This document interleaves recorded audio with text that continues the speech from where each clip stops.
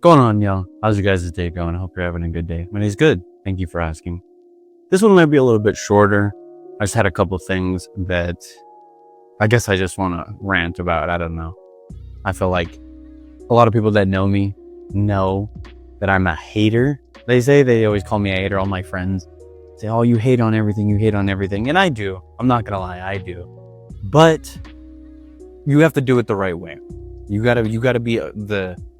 have to have the right, how should I say, like, you basically have to be able to defend it. Because there's a difference, right? I see a lot of people who hate on things and then their reasonings are terrible. Like, I remember one time I was having a conversation with this one dude about Assassin's Creed, I think it was Origins, and I consider that game to be slop. And so I was talking about all the basic reasons why, like the combat, the RPG elements, story, everything, right?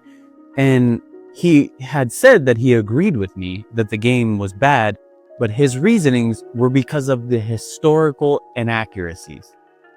That was it. That was his only reasoning as to why he had thought that game was bad. And I was like, dude, like, if you like, come on, man, like, that is on the very, very, very bottom of the totem pole. And so anyways, this is going to be my list of things. I'll try not to give too much explanation for each and every single thing. I'll try to keep it quick. But yeah, this is going to be my list of things that I think are super overrated. And the first thing that I can think of is traveling. I've heard a couple of people say that, but man, I don't get it. I just don't. Like, don't get me wrong. I totally think going places is great. I think going across the world, seeing, the wonders of the world, for example, seeing the pyramids, I think that stuff is great. But man, one day is enough. Like, I really can't think of what you need to be doing there for a week. That just never made sense to me. And not only that, but the way that my brain works is I can't see how the risk and the reward is equal. So like, you're spending way more money than what the value of going there is.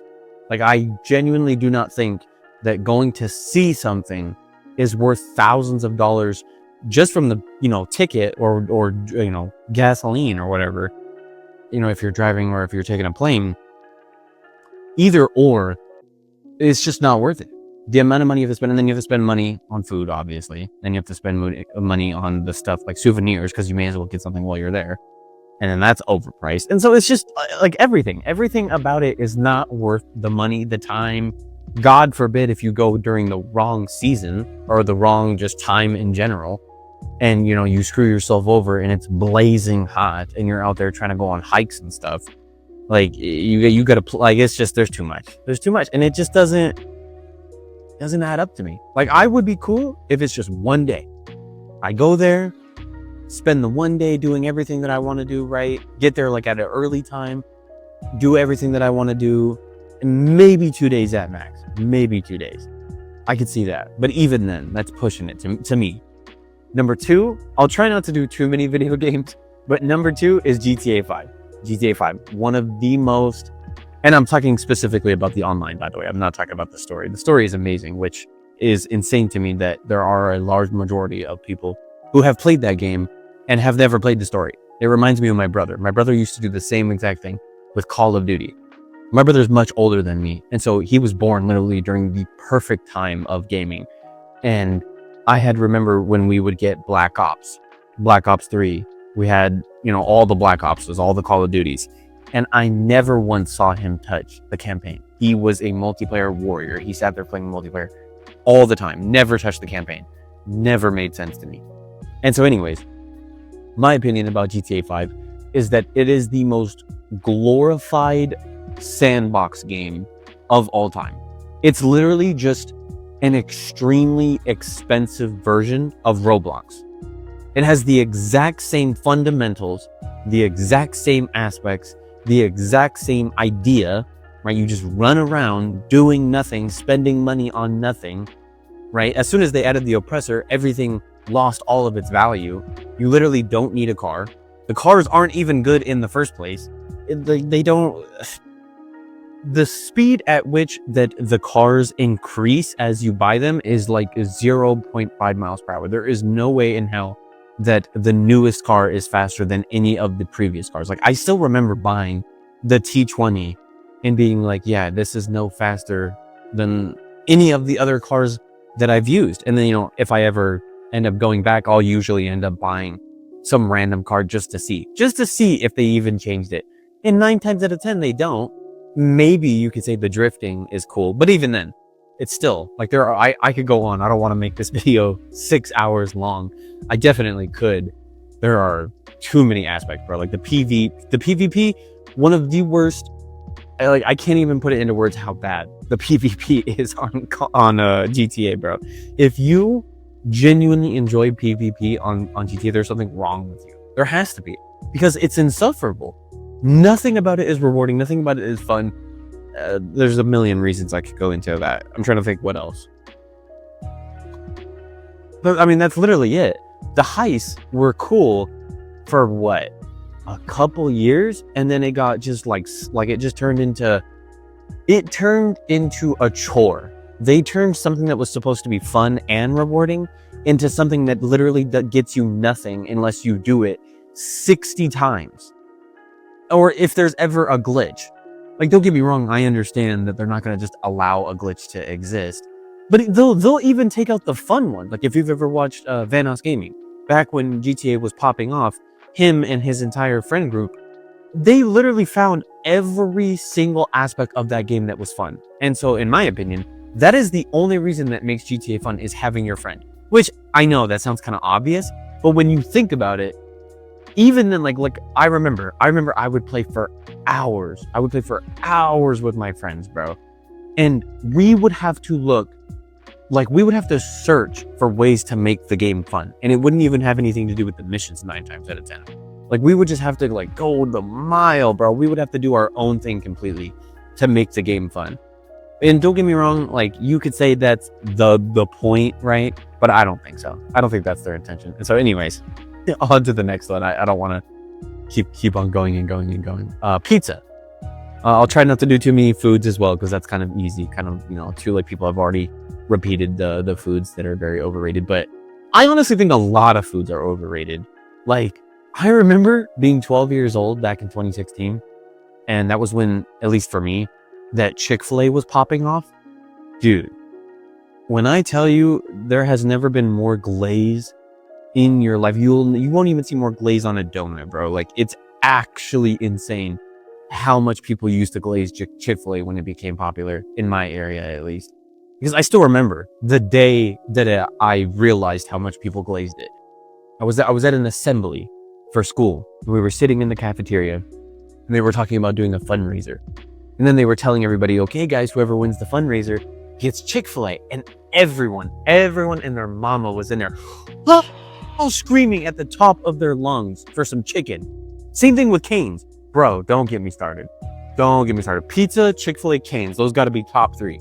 Top 3 most overrated places on planet Earth. It's just chicken. That's it. There is nothing special about it. Raising Cane's sauce is garbage. It's the most awkward, like tangy, the sauce does not match chicken at all. It's not thick. It's tangy and like almost sour in a way. I don't know how to explain it. Like, it's got too much zest to it. Like, there's it's too rich in terms of the zest. Pizza, that's obvious. Like, I feel like a lot of people feel that way. But my reasoning as to why I think pizza is overrated has a lot more to do with the fact that I had it way too much growing up. But it wasn't even my fault, though. It wasn't like I wanted it every single day. I had a friend growing up, for regardless of what we were doing, it could be his birthday, another friend's birthday, we could be hanging out, going somewhere, right? We go out every single time. Pepperoni pizza.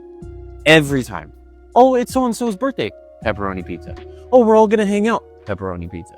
Oh, we're going to go to this place. What do you guys want to eat? Pepperoni pizza. Like, bro. Like, I love pizza. I'm not saying I won't eat pizza, but it's extremely overrated. Like, it is not that good. Wings, if you're getting wings, I'll chow down on the wings. The wings are top 3 best foods of all time for sure. But man, and then like people try to crap on pineapple pizza, which is one of the only like actual varieties of flavor when you think about it, because pepperoni is nothing more than just a grease ball, basically. Like, I'll eat pepperoni, but I definitely don't prefer it. I prefer way different types. I have an extremely sophisticated palate. You wouldn't understand. My palate is beyond just pineapple. I like pineapple, but I have way too many choices that I would rather get. But no, if you get pepperoni, it's like I literally feel like I'm eating like the bottom of a shoe. It's always greasy and it's like just like almost like too chewy. I don't know. Maybe I just had really bad pepperoni pizza growing up, but every time I eat it, it's got this weird rubbery, almost like pennies. Like it tastes like pennies off the floor to me. I don't know. Maybe it's just from Little Caesars growing up, because bro, Little Caesars growing up, dog, that was bottom of the barrel, like terrible. It's gotten a lot better. It's gotten way better since then.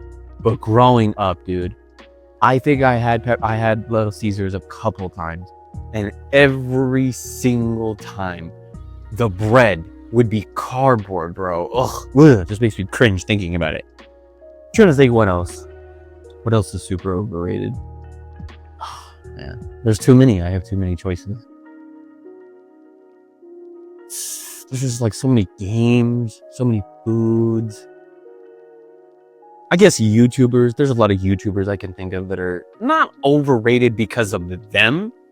Because I want to choose my words carefully. I don't want you to think that I think the person in of themselves is overrated, but the fans themselves, how they treat that person is like, bro, this guy is not that person. Like, why are you making it seem like this guy's God?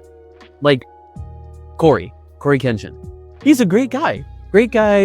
Nothing wrong with him. Funny, right? He has his little issues, if you will, with uploading.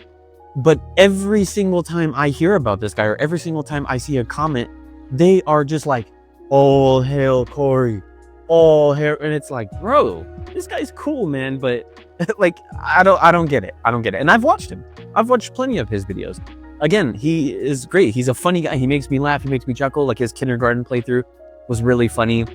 And maybe again, because if you've seen my videos, you know that I don't like horror games, horror movies, except for Outlast. One of the best games of all time.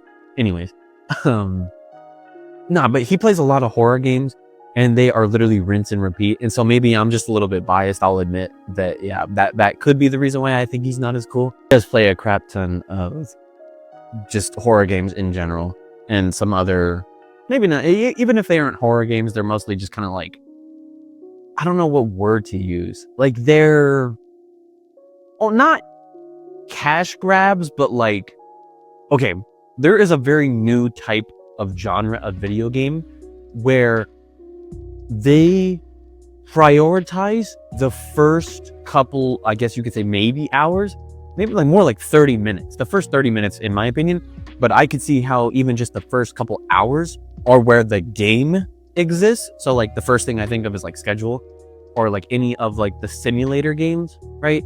Like those games are designed to be fun in the beginning, and then everything else after that, it literally just like, it immediately goes right down, right? Like it starts really high and then it crashes down. And don't get me wrong, like they're fun. There's nothing wrong with that. But seeing those games be made over and over and over and over and over again, and then having to watch every single freaking YouTuber on planet Earth playing that game, it gets a little tiring after a while. And so anyways, he comes to mind. I don't know. I'm not trying to be like a jerk. I'm not trying to say there's anything wrong with these people. I guess it's just personal preference. Like, Moist Critical. That's another one. He's such a cool guy, such a great guy. But man, he will make the most like if I could put it into a phrase, or like a how should I say, like an example, I guess. It's like he is the rotisserie chicken of YouTube. No seasoning, no sauce, no flavor, just bland. And again, he's a great guy. He's a cool person. but man, people love that guy. And it's like, you know, good for him, right? Like, obviously, good for him. He's a great, humble guy, right? Nothing wrong with him. He's not like a jerk or anything like that. He's one of the OGs of YouTube for sure, and Twitch. But man, he will upload just like how his words would be a nothing burger, just a big nothing burger. And you know, if people like it, whatever. If that's their thing, that's their thing. But again, the point that I'm making is just the way in which people talk about him is the part that I think is just off, like weird. Like, obviously I have my favorites, but I don't know. I could never see myself speaking of them in such a way. Like, I obviously can see where their flaws lie, or like what I can see why other people wouldn't like them, I guess is what I'm trying to say. Anyways, what's another one?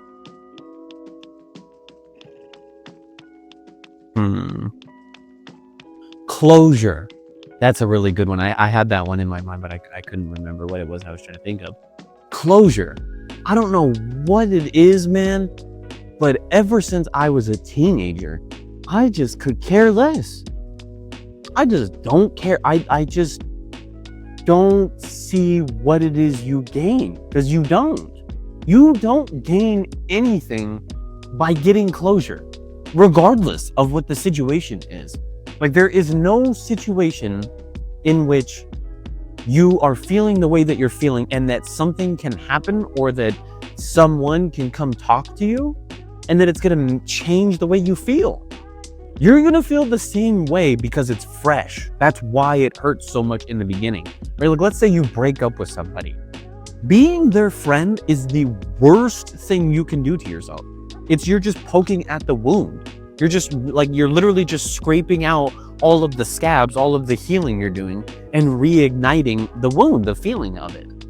And people are so desperate to just cling. They just want to cling on. It's not even closure. I wouldn't even call it closure, because you can find closure in things without something happening. That's people's problem. The same way that you can forgive somebody without hearing them apologize, or without ever even speaking to them.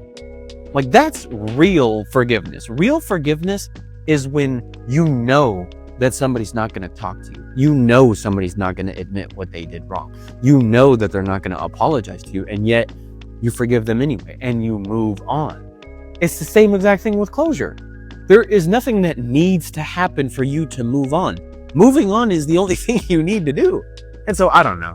Maybe I'm just I'm a little bit too blunt, or maybe I'm a little bit too, what's the word?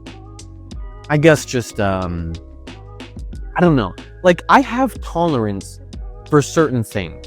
Like, there are certain things that I can understand, where I'll give leeway, I guess, to, like, that I can understand why people are the way they are with it.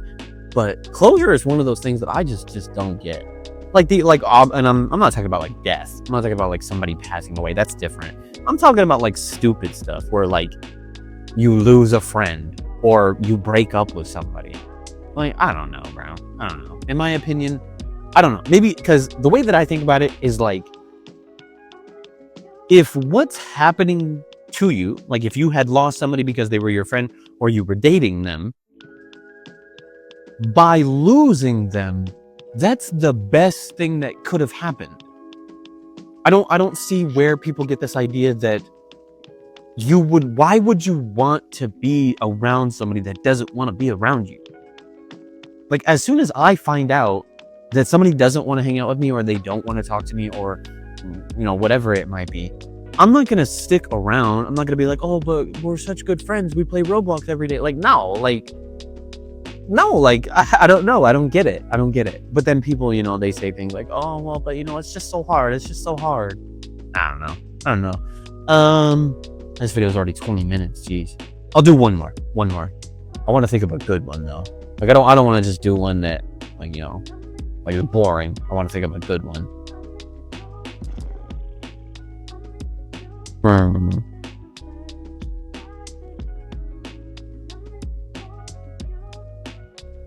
Man, it's hard. Because it like everybody already kind of spoke about most. Or like it would be like just like the same genre, I guess. I don't know. I think the first thing that I thought of was nervousness. That's also another one that I feel like people just like And I know that might sound like it doesn't, like the logic doesn't match. Like, how can nervousness be overrated? But I just feel like, man, like people make things way, way, way harder than it needs to be. Like, it is never that serious. People just don't care, bro. I promise you, people don't care. Like, whatever it is that you're nervous about, it's because you're focusing on you, right? Like, have you ever heard someone say, or like, I guess just like the idea that the most selfish thing you can do is think about yourself all the time, even if it comes from the perspective of like sometimes depression, sometimes nervousness, anxiety, whatever it might be, right? Like, that's a very selfish thing, not because, you know, you're selfish, but because you're constantly putting yourself in the position that makes you think you're the center of attention. When 9 times out of 10, you have nothing to be nervous about because people aren't paying attention to you, right? Like, it's basically telling yourself you're not that guy. You're just not important, but like, there is just no reason why people would be focused on you with such intensity, right? Like, even if you're doing something simple like a presentation, like, dude, everybody's gonna go up there. Everybody has to do the same exact thing you're doing. What makes it any different that you're going up there? Like, think about it like this. What I used to tell people all the time when I would help them is, I guarantee you that everybody else in the room is thinking the exact same thing you're thinking, right? So when you're sitting down and you're watching somebody go up there to presentate, and you're just watching and you're not even paying attention because you know they're just up there to get their grade, guess what? They're thinking the same exact thing when you're up there. They're not thinking, oh, he's got a booger in his nose. Oh, what the hell is that dude wearing? Oh, what, she looks stupid. Did she even put her makeup on? God damn, how big she? Like, no, Brad, no, that's just not, no, I promise you. And even if they are, who cares? Who cares, bro? It is never that deep. Like, you should never be entertaining those thoughts to begin with, right? Because you go up there, you're just up there to get your grade and go.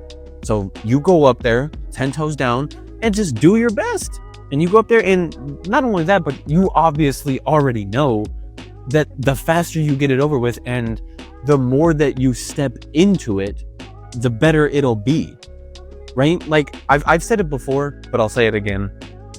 If you think the cost for trying is bad, think of the cost for not trying. It's infinitely worse. And so it's the same exact, methodology. It's the same exact mentality. If you think it's bad that you have to go up there, think about how much worse you're making it for yourself by constantly trying to step away, trying to run away from something that you know you can't. You're going to have to go up there. You're going to have to do that thing. You're going to have to talk to that person. You're going to have to go to that interview. You're going to have to do the thing that you're doing. And so there's no reason why you should even be entertaining those thoughts in the first place. Like, I'm not saying you can't be nervous at all, right? Because I feel like that's what a lot of people misinterpret, is they think that when people say don't be nervous, they mean it literally. No, like, you can, for like even fear, right? When people say don't be afraid, they don't mean it literally. They mean it in the sense as like, don't let it overcome you to the point that you don't do anything, right? Like, if you've ever heard the quote before, courage is not the absence of fear, it's acting in spite of it.